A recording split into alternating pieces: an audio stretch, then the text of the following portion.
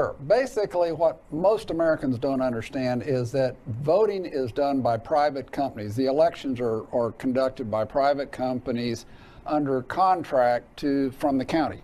And we went in and started looking at these private companies and their software and their security, and we realized, first off, there are no security standards.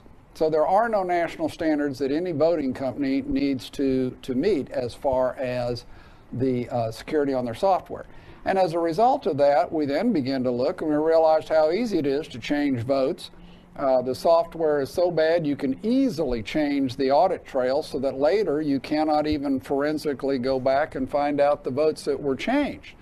And that led us to a number of areas. One, we said, well, what happens to your vote after whatever the voting company locally does to it? What happens to it? Well, it turns out in the case of Texas and 28 other states, it all goes to a server in Frankfurt, Germany, which is owned by Barcelona, Spain multinational, and that's who actually controls and reports your vote. I got to jump in. So here in Texas, if you vote early, and so your vote is being stored, you think, safely somewhere, the data about all the votes in Texas and 27 other states, the early voting data is actually being held in a server in Germany. That is correct. And not only that, but in their process, and by a company called Seidel, and in their process, we can even see malware sitting there collecting all the credentials of all the county workers everywhere who are submitting information up, which means you can now go back into the county and change votes there too. So you don't just change it in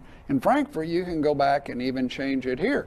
And the software is just that bad, and it is that insecure that someone with a reasonable knowledge of hacking could absolutely go in and change it. And we're seeing now the issue you were talking about with all the vote harvesting and absentee and early voting and mail-in voting.